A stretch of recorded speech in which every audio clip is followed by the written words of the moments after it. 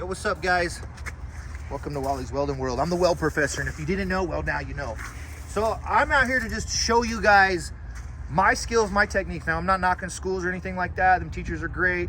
In a lot of places, you know, them schools are awesome. If you don't have an opportunity to really learn these skills and you got to pay somebody and get in there and learn it, do it. But I'm gonna tell you what, I'll show you my way right now, and I'm gonna knock this beef out of anything, you know. I mean, this is my class. My class is in session. I don't follow the rules, guys. I break the fucking rules, man. I've been breaking the rules since day one. Why? Because I'm a fucking rebel, and I don't give a damn what anybody has to say about it. That's how I got here in my career. Was I was slow.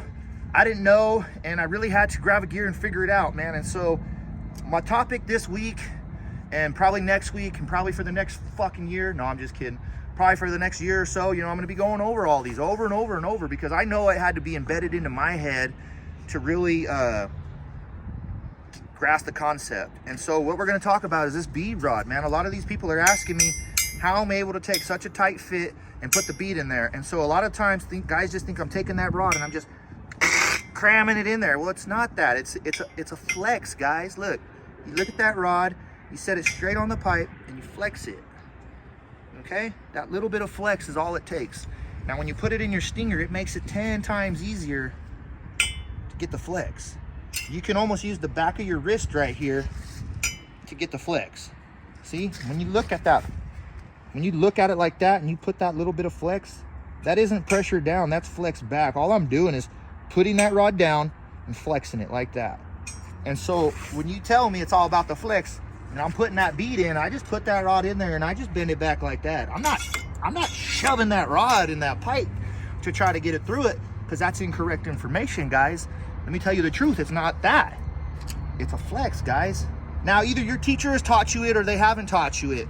And it's okay if they haven't. They might not know. You know, they might not have been pipeliner, they might have been rig welder, they might not know. They might not roll with those big dogs out there who do it on a daily basis consistently with no effort. And you see me and you say I make it look effortlessly. Well, I'll tell you what, for so many years I thought cramming that rod in there is what I had to do, until someone says, dog, what are you working so hard for? Grab a gear and put a little flex on that, grab a little heat, you'll figure it out. The moment I grabbed a gear and I put a little bit of flex on that, I learned, man. I learned how to turn and burn. That's where turn and burn comes from. Putting it on a turn wheel and burning it. Turn and burn, I guess you can call it on a pipeline, but you're not turning the pipe on a pipeline. Turn and burn comes from working off a rollout wheel. Turn it and burn it. Now you can bend your rod. Look at that. You can bend it. If you don't know how to use it, you can bend it. See that? I bent it. And once you bend your rod like that, it's just hard to bead. You can't get that flex unless you know how to really hold your rod. My advice at then, you'd have to take a deeper bite. You'd have to get away from that, break that flux, so you can get back to flexing it. Now sometimes, you know, you might need a little more flex than other times. And I'm always trying to tell people, you got to feel the bead. You're gonna have to know, okay, it's closing up, I need to apply that flex. And then you got to be like, okay, it's opening up, I need to let go. Because there's a point to where you need to float it in there, and then there's a point where you need to be flexing it and putting the pressure behind it. Now a lot of guys are like, oh, I just like to float my bead in there, no pressure at all. Yeah, it's okay, cool, bud. It's gonna take you fucking 2 hours to do all that work. See you at the fucking finish line, homie, because you're gonna be slow rolling, floating your bead in there. Now that's just me personally. That's how I see it. Now I'm just trying to give you guys some advice. Like I said, I'm not trying to knock your guys' teachers. Either they know about it or they don't. And they can get on here and they can watch it and they can teach it now, because now they know. Now they know that's how we do it out here on a pipeline. That's how a rig welder's gonna do it, guys. You got questions, you can hit me up. I'm gonna be on here, I'm gonna be trying to answer all your questions. I got nothing but time on my hands. I run my own company now. I do my own thing. I build pipe. That's what I like to do. You see me throw some other fabrication and stuff out there and I'll do it.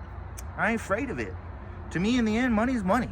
And in all reality, I'm a service to the people in the world. I'm here to help them get their projects done and help them get to a completion so they can get more money, so they can get a bonus award, whatever it has to be. All right, guys? So learn how to weld your rods. Don't bend your bead rod thinking you got to cram it in there, man. It's not. It's a flex. It's really simple. It's real easy. We're just going to squash it right now, man. All right? That's what it is, guys. Welding's not hard. You make it hard. So you can take my tips and my tricks, my skills and my techniques, and you can run with it, or you can try to figure it out on your own.